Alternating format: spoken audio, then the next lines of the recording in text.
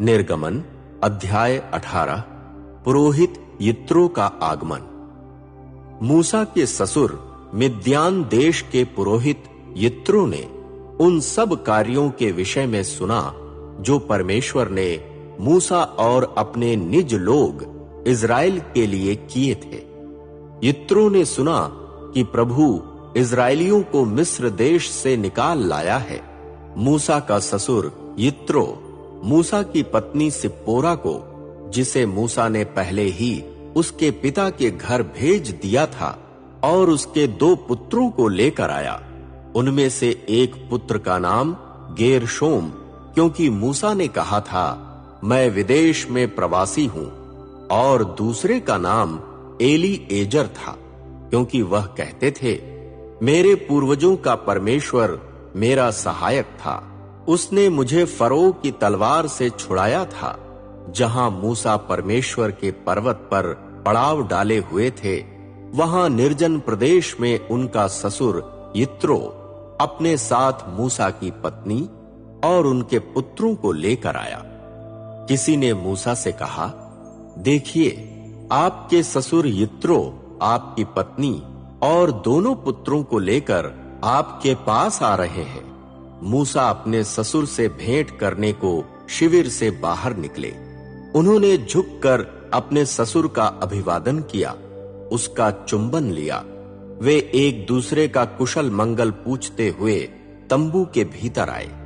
मूसा ने अपने ससुर को उन कार्यों का वृतांत सुनाया जो प्रभु ने इज़राइली लोगों के हितार्थ फरो और मिस्र निवासियों के साथ किए थे। उन रुकावटों का जो उनके मार्ग में आई थीं, और किस प्रकार प्रभु ने उन्हें छुड़ाया आदि का भी वर्णन किया। यित्रो ने हर्ष प्रकट किया कि प्रभु ने इज़राइल के साथ भलाई की और मिस्र निवासियों के हाथ से उन्हें मुक्त किया। यित्रो ने कहा, प्रभु धन्य है जिसने तुम्हें मिस्र निवासियों के हाथ से, फरो के हाथ से मुक्त किया।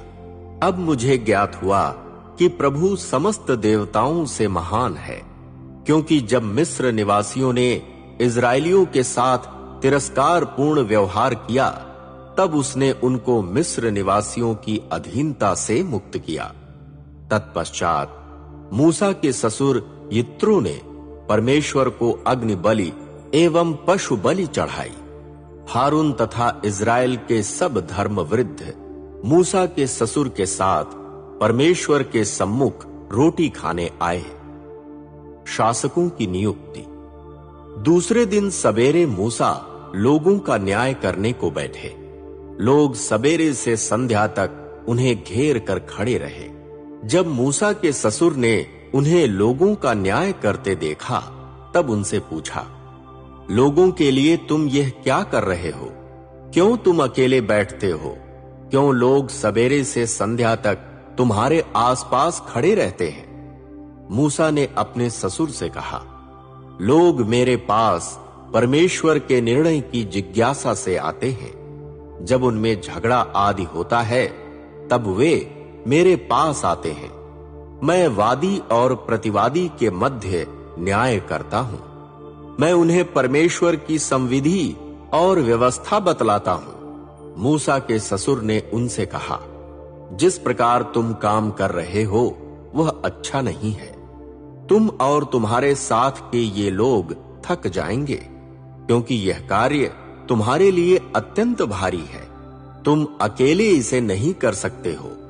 अब तुम मेरी बात सुनो। मैं तुम्हें परामर्श देता हूं। परमेश्वर तुम्हारे साथ हो। तुम परमेश्वर के सम्मुख लोगों का प्रतिनिधित्व करना और उनके मुकदमे परमेश्वर के पास लाना। तुम उन पर परमेश्वर की संविधि और व्यवस्था प्रकाशित करना। तुम उन्हें मार्ग बतलाना जिस पर उन्हें चलना चाहिए। वे कार्य सिखाना जो उन्हें करने चाहिए। अब तुम सब इज़राइली लोगों में योग्य, परमेश्वर के भक्त, सत्यनिष्ठ और घूस से घृणा करने वाले व्यक्ति चुनो। ऐसे व्यक्तियों को 1000-1000, 100-100, 50-50 एवं 10-10 के समूह पर शासक नियुक्त करो। वे हर समय लोगों का न्याय करें। प्रत्येक बड़ा मुकदमा तुम्हारे पास लाया जाए, किंतु सब छोटे मुकदमों का न्याय वे स्वयं करें।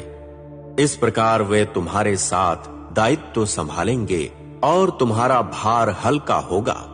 यदि तुम ऐसा करोगे और यदि परमेश्वर ऐसी आज्ञा देगा तो तुम समर्थ बने रह सकोगे और लोग भी अपने अपने निवास स्थान को शांति से जाएंगे। मूसा ने अपने ससुर की बात सुनी, जो यित्रो ने कहा था उन्होंने वही किया। मूसा ने सब इजरायली लोगों में योग्य व्यक्तियों को चुना और उन्हें लोगों का मुखिया बनाया। उन्हें 1000-1000, 100-100, 50-50 और 10-10 के समूह पर शासक नियुक्त किया। वे हर समय लोगों का न्याय करते थे। वे कठिन मुकदमा मूसा के पास लाते, किंतु छोटे मुकदमे का न्याय स्वयं करते थे। मूसा ने अपने ससुर को विदा किया। यित्रो अपने देश चला गया।